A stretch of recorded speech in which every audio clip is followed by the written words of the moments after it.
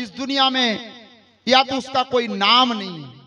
हम किसी चीज की नाम दे दिए, समझ लेना कि नाम देते ही उसकी एक सीमा हो, और जो असीम है, वो जो विशाल है, उसका हम आप नाम कहां से देंगे। और इस दुनिया में जितने नाम दिए गए मनुष्य के द्वारा दिए गए, बुद्धिजीवियों के द्वारा दिए गए, वो अनाम है, वो एक विशाल है। नाम दिया कि सीमा हो गई, सीमित नहीं असीम।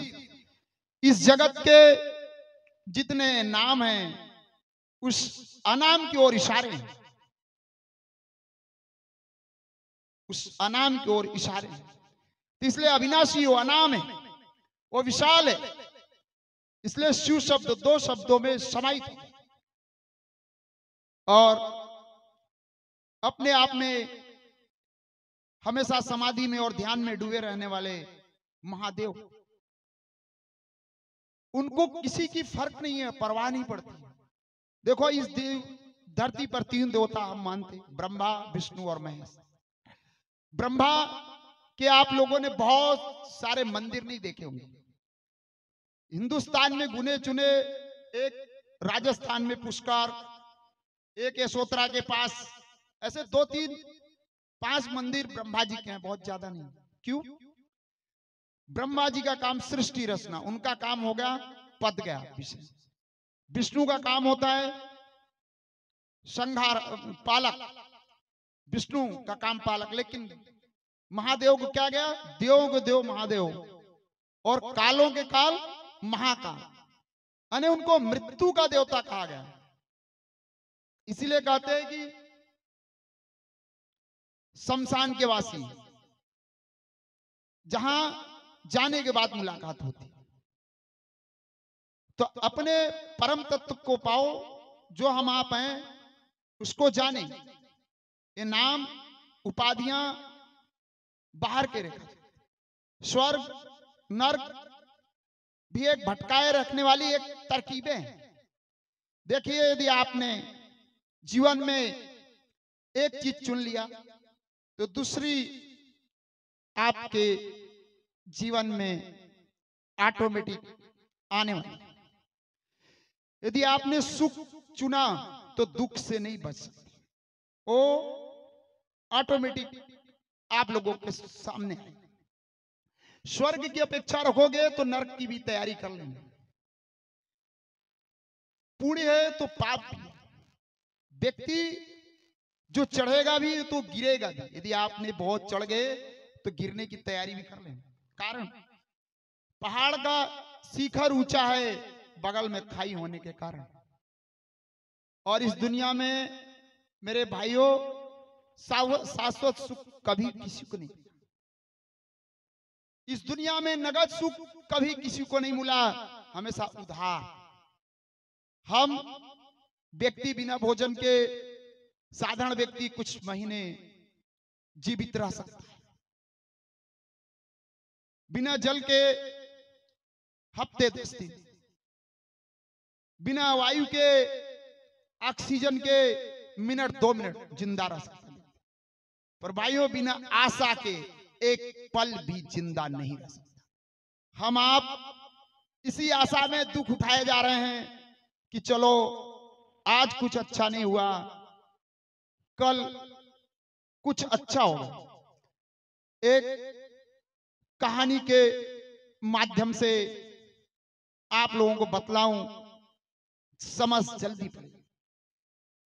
तिब्बत के अंदर बौद्ध भिक्षुओं को दफनाने की एक परंपरा रही है, जो कि एक बहुत बड़ा तलघर होता था, विशाल, किलोमीटरों में लंबे चौड़े फैला और 50 फीट गहराइयों में था। वो व्यवस्था थी, जब कोई उनमें डेथ हो जाती थी तो ले जाकर उस कुंड का पत्थर निकालते थे और उसके अंदर व्यक्ति को डाल देते थे, स्नान करा के, नए वस्त्र पहना के, कुछ पैसे से जो नियम है करके उसको व्यवस्थित उसके अंदर डालकर और ऊपर से बंद कर देते थे पैक। एक समय एक घटना हुई तिब्बत के अंदर कि एक बौद्ध भिक्षु की डेथ हुई। डेथ होने के बाद उसको स्नान ध्यान जो भी विधि विधान था संस्कार की सब कराकर बौद्ध भिक्षुओं ने ले जाकर उस तल घर में डाल दिया ऊपर से एक ही ढक्कन। जब उसको डाल कर वो ढक के वापस आए अचानक उसके अंदर वो जिंदा हो गया। अब जिंदा तो हो गया, फिर अब क्या करें? वहां पहले से पड़ी हुई लाशों की छड़ांग, बदबू की अंबार, उससे सहन न हो। अब जिंदा हो गया, करे आवाज भी इतनी ऊंची नहीं जा सके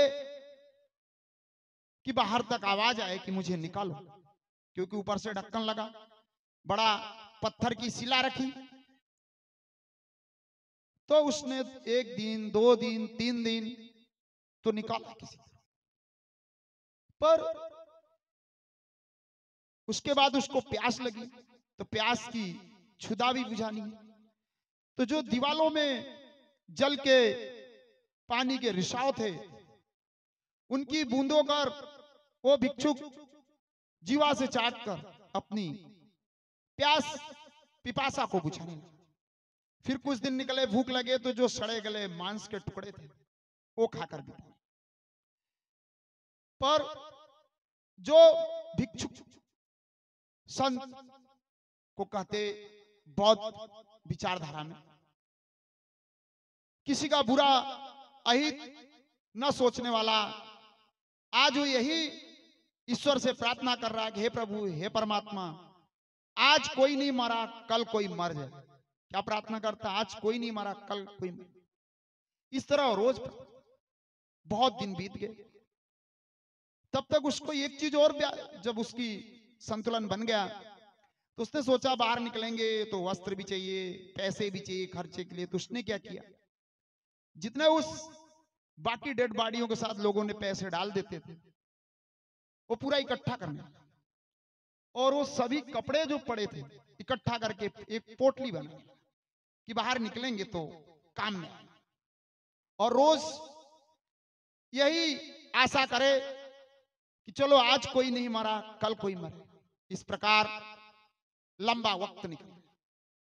तभी एक बौद्ध भिक्षु की डेथ हो गई। फिर उसको साज संवार कर सारे संस्कार करके दफन करने के लिए जब उस खड्डे के पास लाते हैं, और ये तो एक फौजी की तरह पोटली उगली बांधे तैयार बैठा ही था कि कब मौका मिले और ये ढक्कन खुले और मैं बाहर आऊं। अब जब लोग ये डेड बॉडी ले गए दूसरे बौद्ध भिक्षु की, और उस शिला को चट्टान को हटाया, वैसे वो तैयार बैठा था और वो निकल के बाहर आ गया। तब जितने लोग उस लाश के साथ गए थे वो सब छोड़ के उस लाश को भागने लगे। ऐसे वह व्यक्ति भी उनकी ओर भागने लगा। तभी वो बोला, जो गड्ढे से निकला था, बोले भाई रुको रुको। बोले क्यों, आप हमारी ओर क्यों आ रहे हैं? बोले आप लोगों से कुछ बात करना। बोले आप वहां जाओ वहीं रहो तो मैं यहां रुकूंगा, यदि आपने हमारी ओर बढ़ा तो हम भाग लेंगे। भीड़ ने बोला, बोले ठीक है हम जहां हैं वहां खड़े हो जाते, आप उतनी दूर पे खड़े रहिए, करिए संवाद। बोले पहले तो बताइए आप हो कौन? बोले भाई मैं वही हूं जो इसके पहले आप लोग डेथ हो गई थी और डालकर चले गए थे, उसके बाद मैं जिंदा हूं। उन्होंने बोला चलो ठीक है मान लिया कि जिंदा हो गए, पर इतने सालों तक जिंदा भी कैसे रहे? बोले क्यों, कितने वर्ष हो गए? बोले 60 वर्ष हो गए, तब से कोई मरा ही नहीं। तो बोले कैसे जिंदा रहे? बोले बात बताता हूं। बोले मैं यही आशा करता रहा कि चलो आज कोई नहीं मरेगा कल कोई मरेगा तो मैं बाहर जरूर आऊंगा। इसलिए मनुष्य जाति दुख भी उठाए जा रहे इस आशा में कि चलो आज कुछ अच्छा नहीं हुआ कल कुछ अच्छा हुआ। तो हम आप आशा के सहारे मेरा एक क्षण भी जीवित नहीं रह सकता। और स्वर्ग है तो नरक है। और स्वर्ग नरक कई भौगोलिक नक्शे नहीं है। एक समय की कहानी बताऊं इस स्वर्ग नरक पर। मैं अपनी फैमिली में थोड़ा तेज और फितरती दिमाग का था, शैतानी थोड़ी बहुत थी। तो घर के परिजन ले गए एक मंदिर, वहां अच्छे विद्वान शास्त्री जी बैठे थे। सामने नरक और स्वर्ग के दोनों पोस्टर बड़े बड़े चित्रों में दीवालों पर अंकित थे। जब घर के परिजनों ने उन्होंने मेरे विषय में बताया और संदेश दिया, तो उन्होंने मेरे को बोले, बेटा देखो ऐसा कर्म करने से नरक में डाला जाता है। उनका फिर बताया कोल्हू में बैलों से उसको रौंदा जाता है, फिर बताया अग्नि में जलाया जाता है, फिर नाना नाना प्रकार के जितने भी नक्शे के अंदर बने थे स्वर्ग और नरक सब बताया। बोले इसलिए सुधर जाना चाहिए। तो फिर मैंने एक पेन और कागज उठाया। हम कहा शास्त्री जी आप अपने घर का जरा नक्शा बना तो दीजिए। तो बोले वो तो मेरे से नहीं बन पाएगा। तो हम कहा ये बता ये कहां तक सही है ये नक्शे में कि स्वर्ग नरक है? कहा आप जाके इसको देखें। इसको आप जाके, और हम कहा ऐसा भगवान ही किस काम का कि उसको तो हम करुणामयी कहते, वो इतना दुख तकलीफ क्यों देगा किसी को? ये काम कर लेगा कोल्हू में डाल के, तो उसको रौंद लेगा तो आग में फिर तपाने के लिए बचेगा भी क्या? धर्म तो वो होना चाहिए हमारा सनातन धर्म। आज कुछ विचारों विकृतियों से ग्रसित है, बाकी इसका वास्तविक तत्व होता है धर्म वो जो लोभ और भय से परे हो।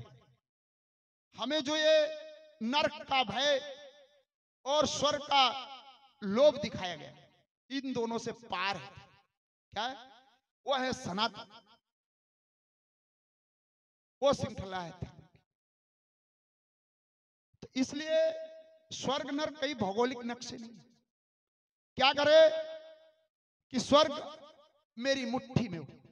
मैं आप लोगों से यही कहना चाहूंगा, कुछ भी मत करना, बस इतना कर लेना कि स्वर्ग आपकी मुट्ठी में हो। दिमाग को ठंडा रखना, आंखों में शर्म रखना, जुबान को नरम रखना, हृदय को नरम रखना। बताया ना क्या क्या?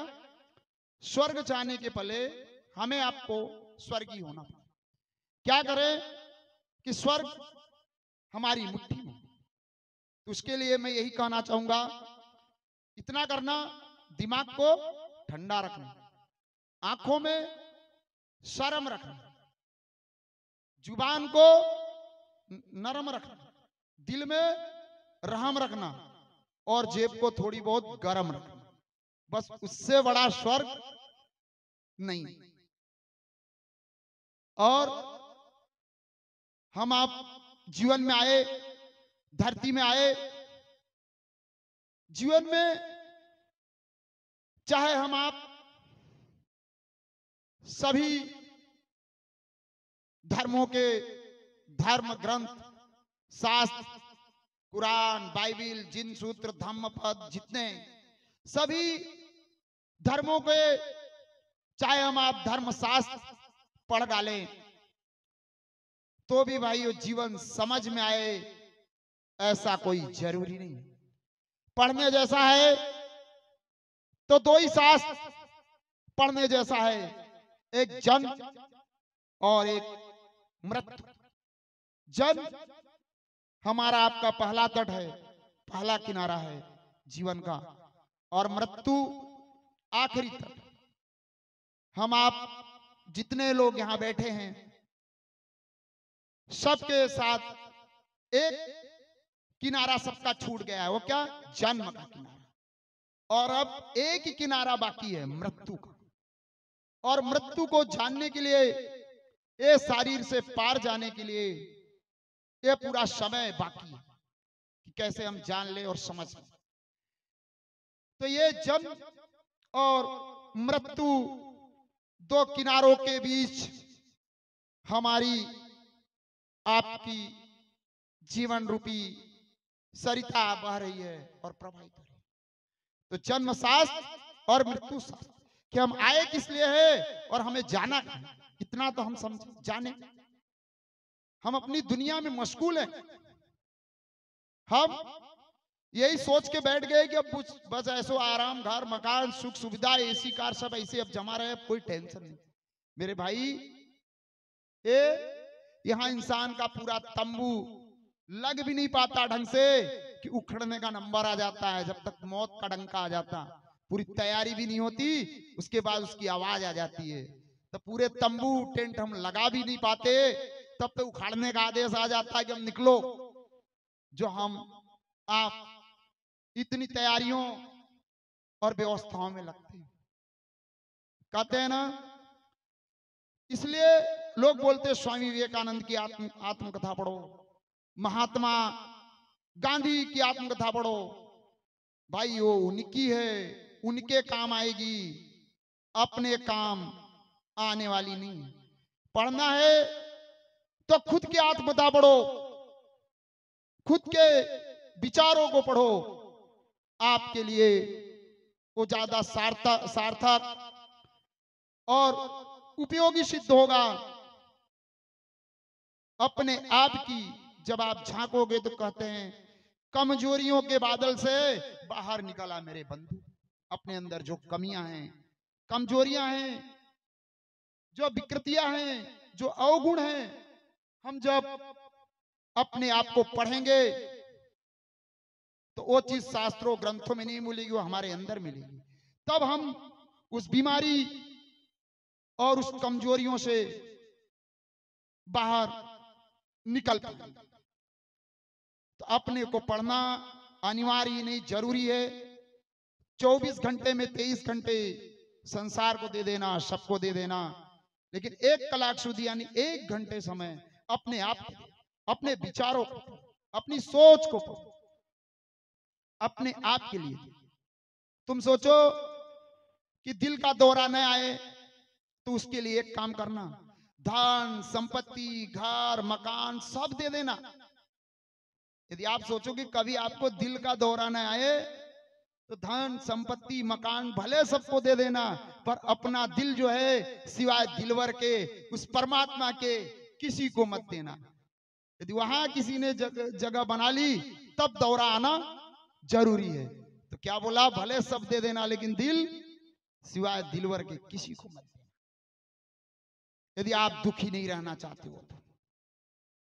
और जीवन में हम आप जीने के लिए सारी व्यवस्थाएं करते, तैयारियां करते, पर आपने कभी सोचा कि हम आप मृत्यु के बाद की तैयारी आज तक दुनिया में कोई नहीं करते, लेकिन आप लोग देखते हो जीवन में तमाम तैयारियां करते, लेकिन मौत की तैयारी करके कोई नहीं। उसके बाद हकीकत सच्चाई क्या होती है देखना। मृत्यु के बाद कहते कफन भी तैयार है, सिर्फ बाजार से लाने की देर है।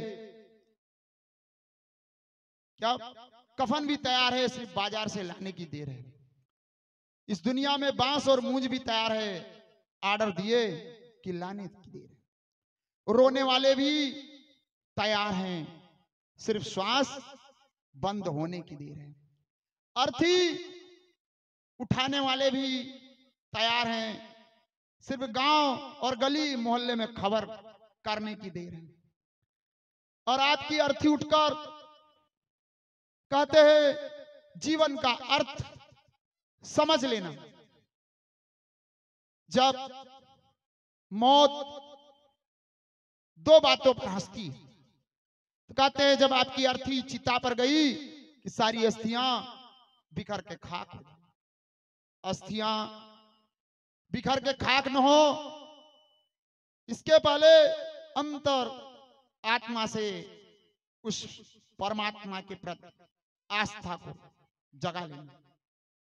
अर्थात चिता न जले इसके पहले चेतना को जगा लेना मनुष्य जीवन सार्थक है। आप लोग जब कभी देखा होगा अर्थी हमारे गलियों से मोहल्लों से गुजरती है, मौत मौत हमेशा दो बातों पर हंसती है। जब कोई डॉक्टर कोई वैद्य कहता है कि चिंता मत करो मैं हूं ना, तब खड़ी मौत आसमान में मुस्कुराती है कि ठीक है बच्चू अब तेरा ही नंबर है। और दूसरी बात, जब कोई हमारी गली से दरवाजे के सामने से अर्थी गुजरे तो उससे जीवन का अर्थ ले ले, नहीं तो अनर्थ हो जाएगा। और अर्थ क्या लेना है, ये ने कहना कि अब भाई अभी इसके बच्चे छोटे थे, अभी ये जल्दी चल बसा, ऐसा वैसा बोलते हैं ना लोग, लेकिन उससे जीवन का अर्थ, वहां खड़ी मौत हंसती है आपके इन शब्दों में और फिर बोलती है ठीक है बच्चू अब अगला नंबर तेरा ही है। इसलिए कहते मौत दो जगह हंसती है और मुस्कुराती। तो उस गली से गुजरती हुई अर्थी से जीवन का अर्थ ले लें कि जैसे आज दोनों किनारों खड़े लोग इस अर्थी को देख रहे हैं, वैसे एक दिन मेरी भी अर्थी ऐसी गलियों से गुजरेगी और दोनों किनारे खड़े लोग देखते होंगे। उस अर्थी से अपने जीवन का अर्थ ले लें। और जन्म और मृत्यु क्या है? श्वास का आना ही जीवन है और श्वास का जाना ही मृत्यु है। गई श्वास वापस ना आई, क्या भरोसा। इसलिए जीवन और मृत्यु क्या है? श्वास का आना ही जीवन है और श्वास का जाना ही मृत्यु है। एक समय की बात है जब भोलेनाथ महादेव जी ध्यान में बैठे, आंखें खोली, तब सती जी ने पूछा भगवान ये आप क्या करते? बोले मैं अपने आप में डूबे रहते। बोले वो कैसा रास्ता? तो बोले देवी पहले हमारे सनातन में आज हम स्त्रियों को कुछ भी बोल देते, कैसे भी शब्द बोल देते, पर पहले भगवानों ने भी उनके बहुत पूजनीय उपमा दी है। इसलिए भोलेनाथ देवी को क्या बोलते? उनकी पत्नी सती को देवी या प्रिय शब्दों से संबोधित करते हैं। क्योंकि आप लोगों ने देखा होगा इस संसार में दो तरह की जबरदस्त बुराइयां हैं, एक स्त्रियों में और एक पुरुषों में। यदि ये दो इस बीमारियों से निकल जाएं, बाहर दिन की 50% तनाव और बीमारी अभी और इसी वक्त खत्म हो सकता है। वो आप लोग बोलेंगे कैसे? स्त्रियों में स्वभाव दिखा होगा जिद, उनमें प्रधान हो जाती जिद। और पुरुषों का कुछ स्वभाव गुण देखा होगा अकड़ यानी युगो, कुछ भी हो पर मोच टेता रहेगा कि मैं कुछ हूं। और स्त्रियों में देखा होगा नातेदारी, संबंधी, रिश्तेदारी भले टूट जाए पर उनकी जिद की दीवार नहीं टूटती। कितना समय बर्बाद होता है यदि स्त्री अपने जिद से बाज आ जाए और पुरुष अपने अक्कड़ से। दो बीमारी से तिरोहित हो जाएं तो मैं ऐसा मानता हूं कि संसार का 50% तनाव, टेंशन अभी और इसी वक्त दूर हो सकता है कि नहीं? हम अकड़ में मरे जा रहे हैं, मैंपन में, और वो माताएं जो है जिद में, कि हम भी अपनी जिद नहीं छोड़े। ये संसार की एक बहुत बड़ी बुराई है और एक बहुत बड़ी बीमारी है। इससे भी हमें निकलना चाहिए और निजात पाना चाहिए। और ये जो आप बोले मंदिर, पहले ये मंदिर जो है ये हमारे आपके मनुष्य की इजाद है, हमारी आपकी प्रतिबिंब है। आप बोले कैसे? देखा होगा हम आप मंदिर बनाते तो पहले उसमें नींव खोदते, नींव के बाद लेंथ भरते हैं, लेंथ के बाद उसका एक चबूतरा बनाते हैं, फिर एक गर्भगृह बनाते हैं, फिर उसमें खिड़कियां लगाते हैं, फिर दरवाजे लगाते हैं, फिर ऊपर गुम्मद बनाते हैं, फिर उसमें एक मूर्ति की प्रतिष्ठा करते हैं, फिर एक पुजारी लगाते हैं। इसी प्रकार हमारा आपका ये शरीर भी मंदिर का ही प्रतिबिंब। वो आप बोलो कैसे?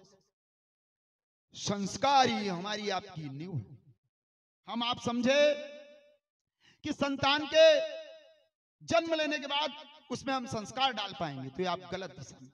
जब एक शिशु, एक बच्चा मां के गर्भ में पलता रहता है, उस वक्त माता पिता के जैसे आचरण होते हैं, जैसे चरित्र होता है, जैसा व्यवहार होता है, उसका असर उस गर्भ में पलते हुए उस शिशु, उस बालक पर पड़ता है। वही हमारी आपकी नींव है। और जब हम आप लेंथ मार के, अलती पलती मार के जब बैठ जाते हैं, तब समझिए, और यदि आपने बच्चे में अपने संस्कार रूपी नींव नहीं डाली, तो जैसे समझे 3 मंजिला 4 मंजिला मकान बनाया जाए और उसमें नींव न डाली जाए, उस मकान में नींव न हो, तो क्या वो बिना नींव का बनाया हुआ मकान आंधी और तूफानों का सामना कर पाएगा? क्या नहीं। इसी प्रकार हम आपने अपने बच्चे में संस्कार रूपी नींव नहीं डाली, तो आज की आधुनिकता रूपी आंधी और भौतिकता रूपी तूफान के सामने वो नहीं टिक पाएगा। वो हमारी आपकी नींव है। फिर जब पलथी मार के बैठ गए तो चबूतरा बन गया।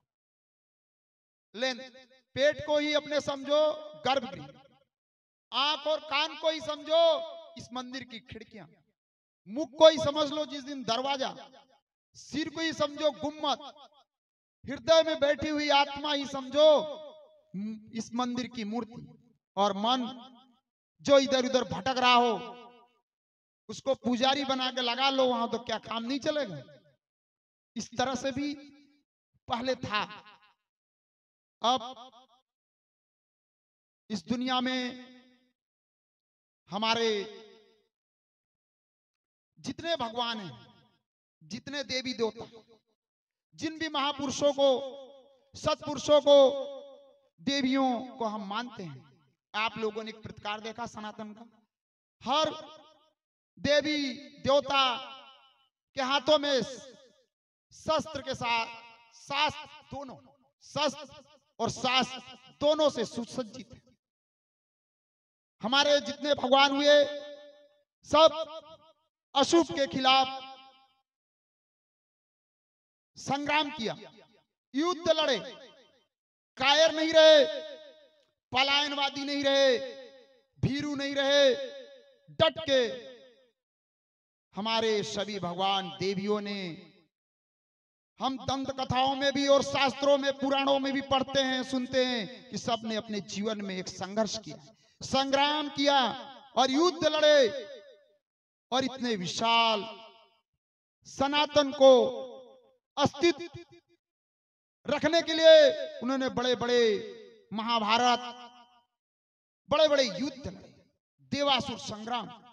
आज हमें इस हिंदुस्तान की हालत देखकर ये लगता है कि हम उस सनातन को मानने वाले लोग, उन भगवान, उस देवियों को मानने वाले लोग, जिनके हाथों में शस्त्र और शास्त्र दोनों से सुसज्जित है, और हमारा ही एक ऐसा सनातन धर्म है जिसमें हम शस्त्र और शास्त्र दोनों की पूजा करते हैं, दोनों को नमन करते हैं, दोनों को प्रणाम करते हैं। शास्त्र के बराबर ही हमने शस्त्र की भी पूजा की। वर्ष में एक दिन हमारा ऐसा आता है कि हम शस्त्र, घरों में जितने भी शस्त्र है निकाल के पूजा करते, नहीं करते? होती है ना? दूसरे किसी धर्मों में नहीं। ये शिक्षा हमें आपको, पहले गुरुकुल व्यवस्थाएं थी, राजनीति की, नीति की, युद्ध की, प्रेम की, शिष्टाचार की, अनुशासन की, सारी सभ्यताएं, सारी संस्कृतियां दी जाती थी। जरा भाई अपने मोबाइल साइलेंट करके रख ले, बातें बाद में कर लेंगे, और समय निकाल के जब सत्संग चले तो साइलेंट होके सिर्फ सुनना चाहिए, और जरूरी काम हो तो पंडाल से बाहर जाकर और निपटा लेना चाहिए।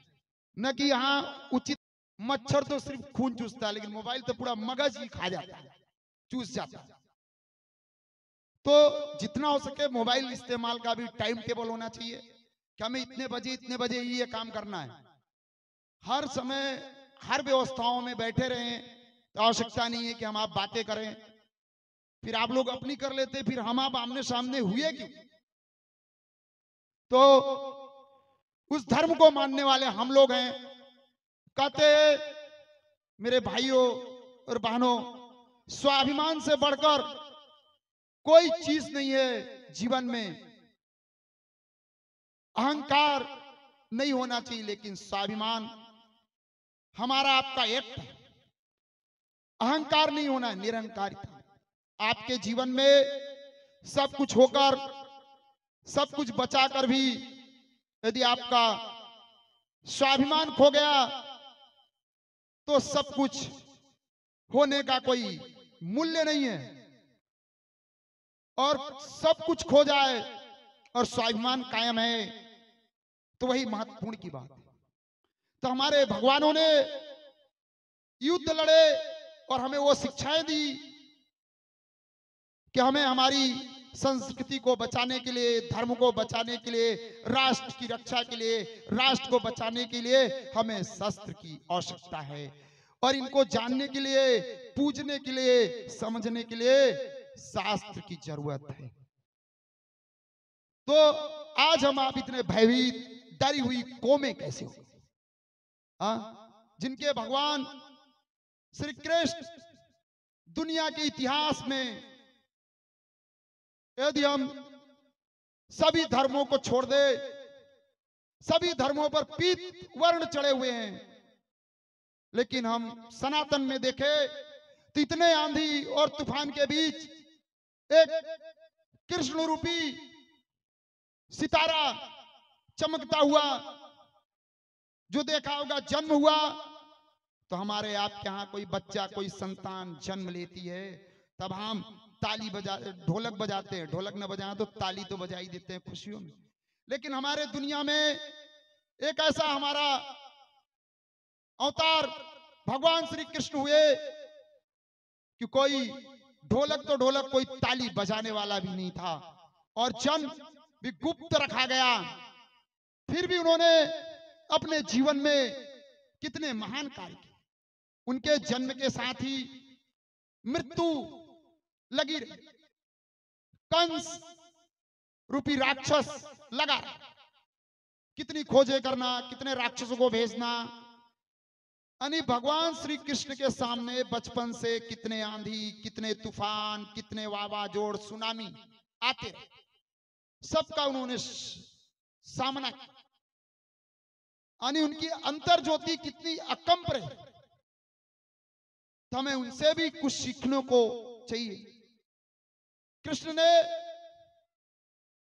जब पांडवों का समय आया तो दुर्योधन के पास गए और दुर्योधन से बोले, भाई एक काम है, इनको 5 गांव दे दो, बात खत्म।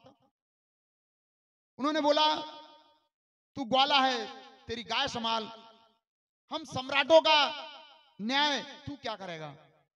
और जवाब देता है भगवान श्री कृष्ण को कि मैं जान ठोक के जवाब देता है कि मैं 100 भाई हूं, बिना युद्ध के एक सुई के नोक के बराबर भी नहीं दूंगा। सोचा, एक त्रिकाल दृष्टि जो पूर्ण अवतार परमात्मा को दुर्योधन राजपाट के अंधे में इतना अंधा हो चुका है, उसको यह भी नहीं दिख रहा है, अहंकार में इतना डूबा है कि हमारे सामने कौन बैठा।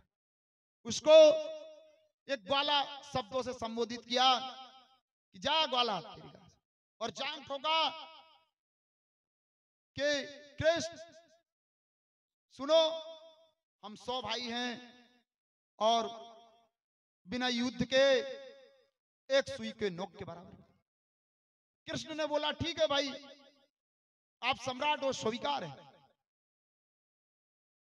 तो कृष्ण बिना युद्ध के शुभ फलित होता है तो स्वीकार कर लेते हैं, और यदि शुभ के लिए युद्ध भी करना हो तो कोई कायर, कोई पलायनवादी, कोई भीरू नहीं है।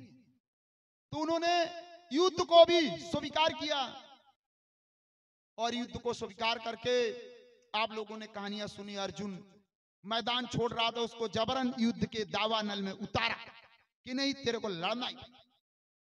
और लड़ने के बाद, इसलिए कहते अहंकार भगवान का भोजन है। भगवान क्या खाता है? अहंकार। फिर दुर्योधन का जवाब भगवान श्री कृष्ण कहां पर देते? जब युद्ध के मैदान में आखिरी में दुर्योधन घायल पड़ा था, और घायल अवस्था में उसके उसी जांग के मांस के टुकड़े कुतरे खींच रहे थे, लोच रहे थे। तब वो चिल्लाता है कि भाई कोई कुतरे भगा। तब कृष्ण वहां पर जाकर प्रकट होकर उससे पूछते, क्यों भाई, वो तेरे 100 कहां गए? अब सोच, आज कोई कुतरे भगाने वाला नहीं। क्या बोले कि अब सोच, वो तेरे 100 कहां गए, आज कोई कुतरे भगाने वाला। वो थे परम ब्रह्म परमात्मा श्री कृष्ण कि कैसा जवाब देना। क्या जब युद्ध के मैदान में कृष्ण एक मल्टी डायमेंशनल सभी आया,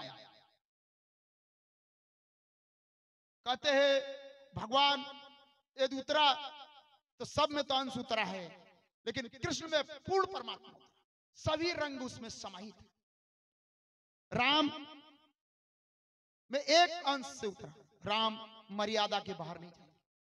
इसलिए राम के जीवन को चरित्र मर्यादा प्रदान करा, और कृष्ण के जीवन को लीला का असीमित, कोई सीमाएं नहीं है, कोई भी सीमाएं तोड़ सकते हैं, इतनी विशाल। बुद्ध में उतरा तो ध्यान की बात, मीरा में उतरा तो नृत्य की बात, महावीर में उतरा जो जैनों के 24 तीर्थंकर हैं तो त्याग की बात, वो त्याग के हिमालय थे। वितराग न त्याग न भोग न त्याग, वितराग यानी दोनों स्थितियों से परे उनका जीवन लक्षण वितराग। लेकिन कृष्ण में उतरा तो पूर्ण तरह से सब समान। जो बुद्ध और महावीर की आखिरी सीमा है वो कृष्ण की पहली सीढ़ी है, इतने विराट। फिर भी हिंसा की तलवार जिसके हाथ में हो, प्रेम का दीपक बुझता ना। भगवान श्री कृष्ण के हाथ में हिंसा की तलवार यानी चक्र सुदर्शन, गला काटने वाला शस्त्र उनके अंगुलियों में साथ में है, लेकिन फिर भी हृदय से इतने प्रेम और करुणा के सागर की सब पे बरसाते। एक समय की बात है, कृष्ण पर कई लोग अपने तरह से विचार रखते, लेकिन वो विषय बहुत अलग है। वो अनासक्त हैं, सारे राजपाट वैभव गोपियों सबके बीच में रहने के बाद वो अनासक्त हैं, किसी में आसक्त नहीं है, सब व्यवस्थाओं से पार। एक समय की घटना है, ये बोलते कि 16,108 रानियां, ये सब कहां से आया और कैसे आया हम आप लोगों को बताएंगे। पहले जो ये शिशुपाल, जरासंध, बड़े बड़े सम्राट और राजा हुआ करते थे, ये अपने राजधानियों की सबसे सुंदरतम स्त्रियों को भोग विलास की सामग्री समझ के, जैसे लोग किडनैप करना नहीं बोलते, ये लोगों के पास तो महाशक्ति थी, राजा थे, सम्राट थे, हुकुम तो उठा लाते और उनके ऐश गाह में रखा जाता। जो एक स्त्रियों का विशेष जेल खाना होता था, उस जेल। लेकिन जब जरासंध मारा गया, तब कृष्ण ने, भगवान श्री कृष्ण ने जितने जेलें थी उस राजधानी की, सारे ताले लाकअप तोड़वा और सारे दरवाजे खुलवा के सभी को बोला अपने अपने घर को जाओ, अब आप लोग मुक्त और स्वतंत्र और आजाद हो गए। जरासंध मारा गया। पर उन स्त्रियों ने क्या जवाब दिया भगवान श्री कृष्ण को? बोले प्रभु, आप त्रिकाल दृष्टि हो, आप ये बात को समझते हो कि एक स्त्री बिना पुरुष से बताए एक दो दिवस के लिए बाहर चली जाए तो पुरुष उसको स्वीकार नहीं करता। हम लोग तो आज कई सालों से, 10 सालों 20 सालों से इस जेल खाने में कैद पड़ी। अब हमें कौन ऐसा दुनिया का पुरुष है कि स्वीकार करे?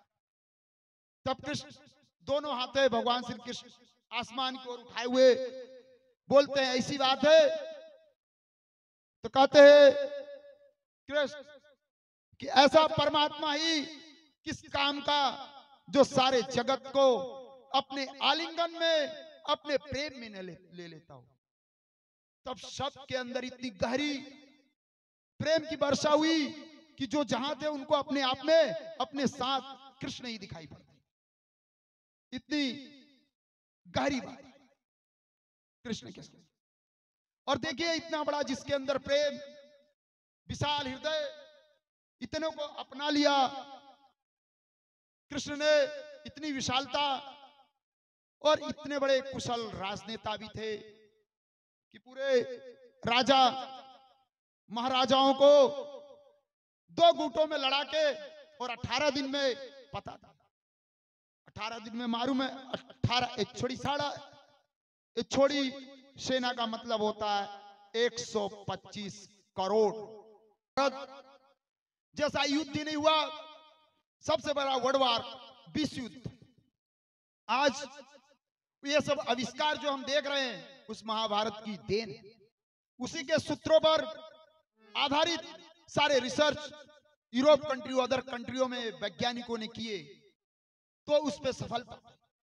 देखिए पहले हम आप ये सुनते थे कि एक बाण छूटे तो पूरे कुरुक्षेत्र के मैदान में हाहाकार मच जाए।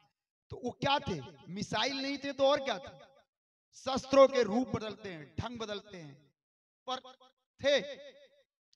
जैसे हम आप सुनते हैं ये ड्रोन जो है, यहां से दबाया तो जाके बम दूसरे कंट्री पर फेंक के आ जाता गिरा के। तो ये चक्र सुदर्शन ड्रोन नहीं तो और क्या, जो भगवान श्री कृष्ण के हाथ में था, जहां इशारा किया काट कूट के वापस।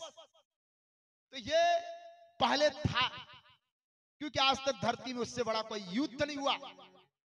देवासुर संग्राम भी फीका है, आप लोगों को बता दूं। और कृष्ण एक बहुत बड़े कुशल रास्ते और आना सकते हैं सबसे वितराग। इसलिए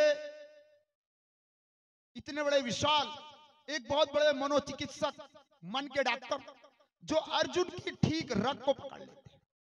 जब अर्जुन युद्ध के मैदान में जाता है और श्री कृष्ण से पूछता है कि प्रभु, मुझको जिन जिन लोगों से युद्ध लड़ना है, हमें उनके समीप, उनके बीच हमारे रथ को ले चले।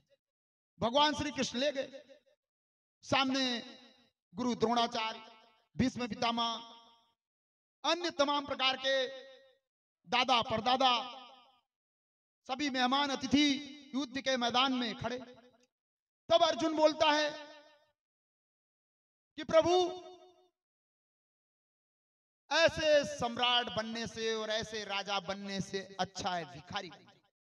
और गांडू धनुष, उसके धनुष का नाम था गांडी, धनुष छोड़। तब उसको धनुष को संभलवाते हैं और भगवान श्री कृष्ण और बोले रुक रुक जरा, धीरज रख भाई, जल्दी मत बोले। तब कृष्ण उसकी सीधी रग को पकड़ते हैं कि व्यक्ति यदि स्वर्ग में नंबर 2 जगह मिलती होगी, वो हर जगह नंबर 1 बनना चाहेगा। या तो नरक में नंबर 1 जगह स्वीकार कर लेगा, पर स्वर्ग में 2 नंबर जगह नहीं। या तो राजा बनना पसंद करेगा या भिखारी। तो बोलता है धनुष छोड़ता है, अब बोलता है इससे अच्छा है भिखारी बन जाओ।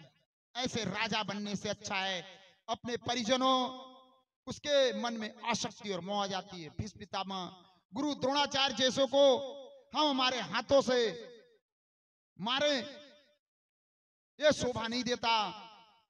और ऐसे सम्राट बनना, राजा बनने से अच्छा है भिखारी बनना। लेकिन कृष्ण सही रखते, उसके अंगुली रखते और उसको नहीं जाने देते और मैदान में टिकाते हैं कि ये तुझे करना पड़ेगा, ये तेरा छत्री का गुण है, तेरे को आसक्ति और मोह नहीं लेना है। इसलिए भगवान श्री कृष्ण इतने बड़े युद्ध लड़ाए। हम उस परंपरा, उस संस्कृति को मानने वाले लोग हैं। महाभारत के कारण हमारे हिंदुस्तान का हित नहीं हुआ, बल्कि हम महाभारत जैसी 2-4 महाभारत और लड़ने की सामर्थ्य और क्षमताओं को खो दिए। महाभारत युद्ध के बाद जो हमारे हिंदुस्तान में शिक्षाविद पैदा हुए, ये हमें विरोध सिखाए कि युद्ध नहीं लड़ना, अहिंसा होती है, इतना अहित होता है, वो सब हमारे आपके मन में विचार डाल दिया गया है। जिससे हमारे मगज में एक नपुंसकता, एक भीरूपन, एक डर, एक भयभीत घुसा दिया गया है। लेकिन मेरे भाइयों बहनों, मैं ये कहना चाहूंगा कि यदि शांति चाहते हो तो युद्ध जरूरी है। उस वक्त फिर उनके मन में एक कायरता बढ़ा। इसके बाद हमने कोई बड़े युद्ध नहीं लड़े। और जो कंट्रियों ने देखा होगा आप लोग युद्ध लड़े, एग्जाम्पल जापान को ले लो और जर्मनी को। जब जापान और जर्मनी के ऊपर अमेरिका ने एटम बम फेंक दिया था, जब जापान का हिरोशिमा, नागासाकी, 2 मेन शहर जब एटम बमों से ध्वस्त हो गए थे, उस समय जापान की रीढ़ टूट गई। किसी ने नहीं सोच सका था कि जापान पुनः उठ के खड़ा हो। लेकिन आज वैसे 10-20 युद्ध गुजार जाए, जापान अपने आप को मजबूत किया। और युद्ध आजकल सब जमीन के युद्ध बेईमानी, ये जो चल रहे, ये छोटे मोटे लड़ाई झगड़े लगाए रखने की तरकीबें, आज के युद्ध के स्तर बदले। वो कैसे? कल हमें और आपको एक मुल्क, एक गांव जाने में जितना समय टाइम लगता था, आज यंत्रों के द्वारा उतने में पूरा पृथ्वी का भ्रमण कर सकता है। इसलिए आज सभी पूरी धरती पर इतने विस्फोटक सामान, इतने शस्त्र बने पड़े हैं कि पूरी पृथ्वी को 50 बार नष्ट किया जा सकता। और किसी को एक बार गोली मार दो तो दूसरी बार मारने की जरूरत नहीं पड़ती, इतने सारे। यदि आज हिंदुस्तान, पाकिस्तान या चाइना या हिंदुस्तान या जितनी कंट्रियां हैं आपस में लड़ती, तो ना कोई जीतेगा और ना कोई हारेगा, क्योंकि सभी हाइड्रोजन और परमाणु बमों और मिसाइलों से फिट है, एक दूसरे की क्षति और नुकसान करें। तो अब धरती छोटी पड़ गई है, धरती पर युद्ध अब बेईमानी, अब युद्ध के स्तर बदलेंगे। जो इतने सारे वैज्ञानिक चांद पर, उपग्रहों पर, मंगल पर अरबों खरबों डॉलर देकर भेजे जा रहे हैं, एक दिन आप लोग देखना उनके भी मुकदमे और केस वर्ल्ड की इंटरनेशनल अदालतों में होगा एक दिन, कि मंगल पर किसका कब्जा, चांद पर किसका कब्जा। और अभी तो एक दूसरे मुल्क को जाके मारने की जरूरत पड़ती है, लेकिन जिसकी मिसाइलें और तोपे उस चांद और उस मंगल पर फिट हो गई, तो एक दूसरे मुल्क जाके मारने की जरूरत नहीं पड़ेगी। जो कहते थे पहले चक्रवर्ती सम्राट, अब अस्तर और तल बदल रहे। पर हमें स्वाभिमानी जीवन होना चाहिए। हमारे संस्कृति को बचाने के लिए, हमें राष्ट्र के लिए हमारे पास क्या है? हम सिर्फ खा रहे हैं, सो रहे हैं, पैसे कमा रहे हैं, मकान बना रहे हैं। ये किसके लिए? कौन से दिन ये सब काम आएंगे? कल ये तुम्हें मार के काट के दूसरे के हो जाएंगे। क्यों? हम आप कितने दयावान हो जाएं, कितने शांति प्रिय हो जाएं, कितने करुणावान हो जाएं, कितने करुणावान हो जाएं, पर एक पागल कुत्ते के साथ नहीं सो सकते। वहां आपकी शांति और दया और करुणा काम नहीं आएगी। आप बर्बरता के साथ खत्म कर दिए जाओगे। हिंसा का जवाब हिंसा से ही दिया जा सकता है, और शांति चाहिए तो युद्ध जरूरी, और युद्ध के लिए शस्त्र की आवश्यकता और जरूरी। आज मैं आप लोगों को एक बात बताऊं। हम हिंदुस्तान में, अभी बीच में मैं हिमाचल गया था, तो एक गांव है उजीना नाम, हरियाणा के अंदर आता है। मैं सुना था तो मैं घूमने गया और 2 दिवस उस गांव का प्रवास किया, लोगों से मुलाकात की, सिचुएशन जानी। उस गांव में भाई साहब, मैं आप लोगों को बताऊं, हरियाणा और मेवात एक मिनी पाकिस्तान है। कम से कम 20 से 25 लाख ईमान वाले आतंकवादियों की बस्ती है। हम इनको खुला ईमान वाले आतंकवादियों की बस्ती। लेकिन बस मिनी पाकिस्तान के बीच एक छोटा सा इजराइल भी है, जिसका नाम उजीना है।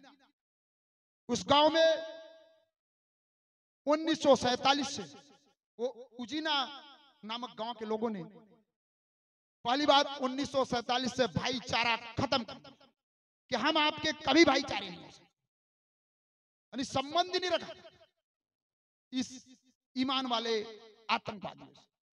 कारण आपको बताओ, ये कितना भी ईमान खा लें, हमारे सिख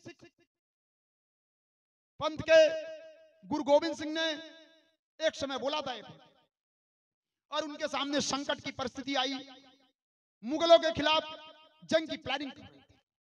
तभी उनके साथ 40 सिख टुकड़ियां बंदे बैठे थे और एक गुरु गोविंद सिंह जी थे। उस वक्त 10 लाख मुगलों की फौजों ने सीधा अटैक कर दिया। क्या कर दिया? 10 लाख मुगलों की फौजों ने, सिर्फ 40 उनके साथी और एक गुरु गोविंद सिंह 41, 10 लाख मुगल की फौजों ने अटैक कर दिया। अब तब क्या बोलते हैं गुरु गोविंद सिंह कि क्या देखते हो बंदो, वाहे गुरु जी की फतेह, मतलब उठा लो हथियार। और एक ही शब्द बोला उसने कि मैं चिड़ियन ते बाज लड़ावा, गधे ते सिंह लड़ावा, और 1.25 लाख ते 1 लड़ावा ता गुरु गोविंद सिंह नाम का। मतलब मेरा चिड़िया भी तुम्हारे बाजों पे भारी पड़ेगा, हमारा एक गधा भी तुम्हारे सिंहों पर भारी पड़ेगा, और हमारे 1.25 लाख पे 1 लड़ावा, मेरा एक बंदा तुम्हारे 1.25 लाख पे भारी पड़ेगा। और मुगलों के छक्के छुड़ाए। और उसके बाद दुनिया से जाते जाते और पूरे सनातन को संदेश दे गए हो कि सुन लेना मेरे भाइयों, यदि तुम्हारा कोहनी बराबर हाथ तेल में डाल दो और उसके बाद उसको तल में डालो, जितने तल चिपके हो उतनी बार भी एक कसम खाए तो तुम्हारे नहीं।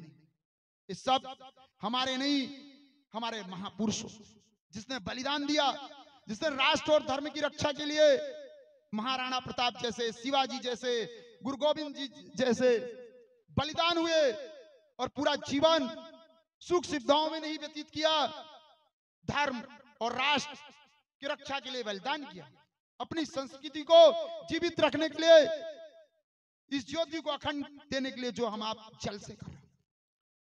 तो कहानी बताऊं भाई, उस उजमीना गांव के लोगों की कहानी। 15,000 आबादी का मुल्क है होगा, समझ रहे, उजीना।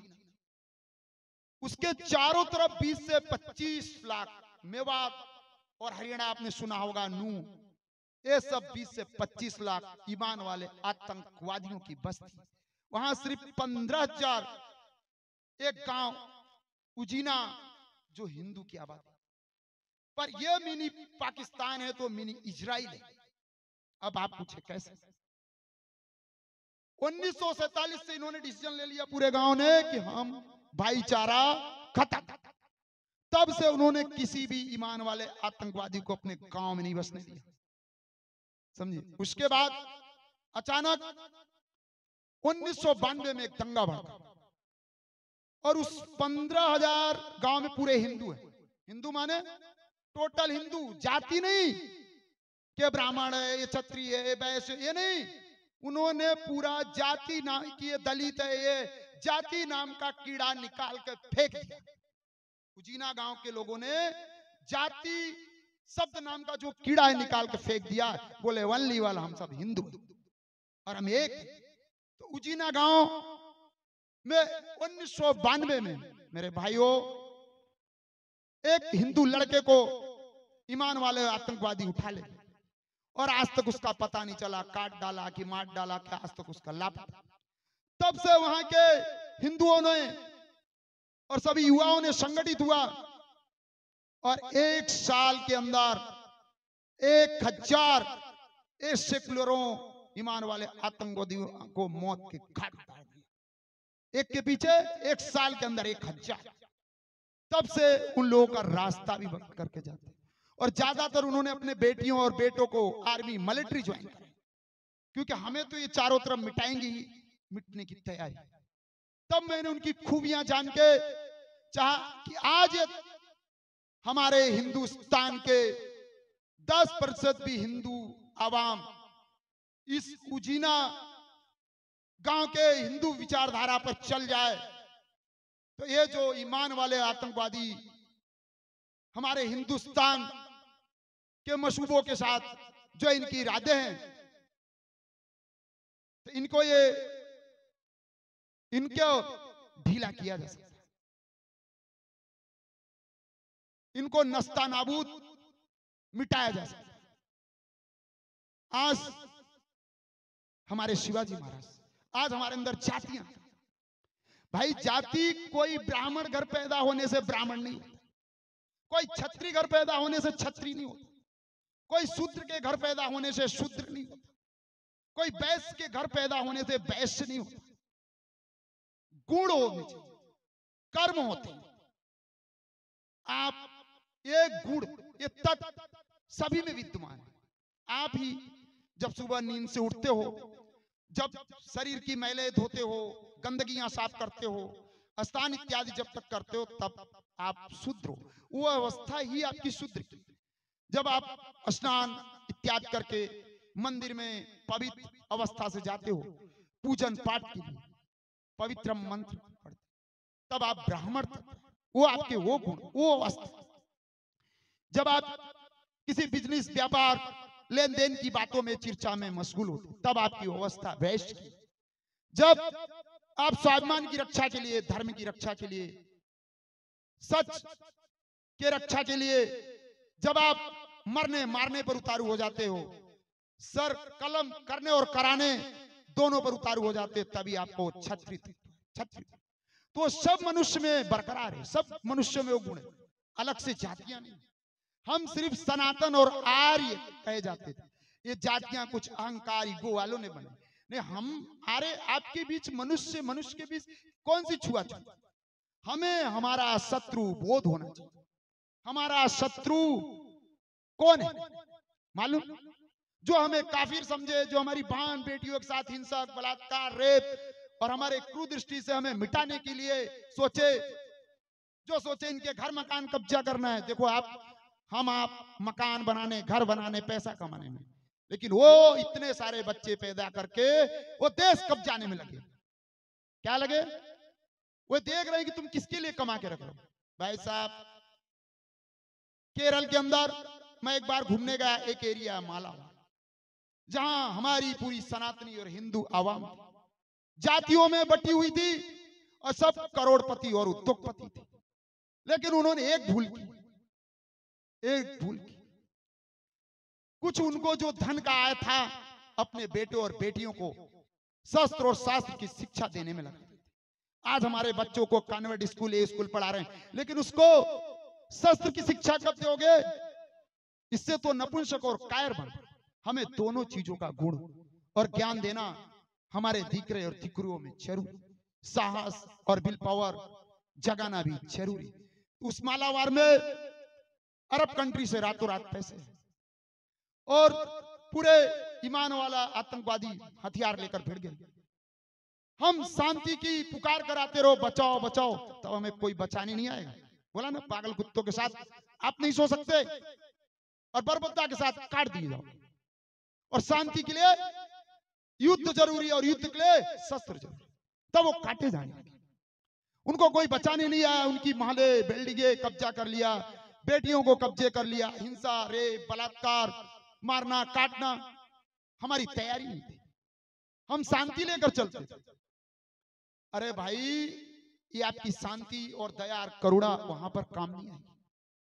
और हमारे इतिहास के साथ एक काम हुआ जो शिक्षाविद हुए, हमें अहिंसक बना। और मैं आप लोगों से कहना चाहूंगा, ऐसी अहिंसा ही किस काम की जिसको अहिंसा का सूत्र मिल जाए, उसके मगज से हिंसा का भय और खतरा खत्म। उसके बाद हमारे आपके न लड़ने से लड़ाइयां बन गई। उसका दुष्परिणाम हुआ, मुगलों ने, ब्रिटिशों ने हमारे पर अटैक किया और अटैक करके हमें गुलाम बनाया। और गुलाम बना के हम उनकी फौजों में भर्ती हुए और फौजों में भर्ती होके हम हमारे वाले को ही मारे। सरदार भगत सिंह को फांसी देने वाले कौन? हमारे। जेल में डालने वाले कौन? हमारे हिंदुस्तानी थे। उनको जलाने वाले कौन थे? ये हिंदुस्तानी थे। इसलिए मेरा तो कहना है, पाकिस्तान, तालिबान, अफगानिस्तान में जितने आतंकवादी नहीं है, उससे ज्यादा हमारे देश में गद्दार हैं, गद्दार। हमारे दृढ़ संकल्प इतने मजबूत होना चाहिए कि कोई हिला न सके। जीवन ऐसा बनाओ कि मैं आंधी और तूफानों से लड़ने का आदी हूं। मेरी मंजिल मत आसान करो। कोई सपोर्ट भी करने आया तो बोले बाजू हट, वो आपको कमजोर बना देगा। अपने भी इतना कॉन्फिडेंस। कहते हैं कुछ बड़ा करना है, अपनी राह खुद चुनो। भेड़ बकरियों की तरह नहीं, सिंह की तरह चलो। माना ये दुनिया आपको डराएगी, सताएगी, करके भय दिखाएगी, पर जिस दिन आप अपनी मंजिल को पाओगे, ये नाम जपते जपते आपके पीछे पीछे। इंसान का काम है रात को दिन बना देना, हवा के रुख को घुमा देना, हवा के रुख को घुमा देना, रात को दिन बना। यदि हमारे अंदर कॉन्फिडेंस आ जाए और विल पावर आ जाए, तो ये क्षमताओं, हमारी नींव इतनी मजबूत हो, हमारे मन इतने मक्कम हो, इतनी गहरी हो कि प्रतिकूल तूफान हमारे खिलाफ कितने आंधी चले, तूफान चले, कहते खिलाफत की आंधियों से घबराना मत मेरे बंधु। ये पूर्वागर की दीवारें हैं, आएंगी तेरे सामने बाधा बन के। तू पर आया है कुछ कर गुजरने के लिए। तो माना दुनिया सताएगी, डराएगी, लेकिन जिस दिन आप अपनी मंजिल को पाओगे, ये नाम जपते जपते, सबसे पहले अपने काम पर, अपने लक्ष्य पे ध्यान दो। ये आदतें, छोटी मोटी आदतें थोड़े से मजे के लिए सब कुछ लूट ले जाएंगी तुम्हारा। इन आदतों में मत पड़ना। और दुनिया के लिए तुम्हारा काम है कुछ मिसाइल काम करना। उठो और चलते रहो, रत्ती भर भी ना फर्क है, इत्मीनान। तो हमें इतनी मजबूती से जीना, यदि सम्मान युक्त जीवन जीना है तो साहसी बनना पड़ेगा। आगे बढ़ना है तो खतरा मोल लेना पड़ेगा। ना तो आज तक कोई खतरा मोल लिए आगे बढ़ पाया है और ना बढ़ पाया। यदि अब हम आप सोचे बिस्तर पर बेड पर लेटे तैरना सीख जाएं, नामुमकिन। इसके लिए हमें गहरे पानी में कूदना पड़ेगा और गहरे पानी में मृत्यु का डर है, और जहां से मृत्यु का डर है वहीं से जहां से मृत्यु का डर है वहीं से जीवन की शुरुआत भी। अब मैं अपनी वाणी को विराम देता हूं। बोलो सदगुरुदेव की जय।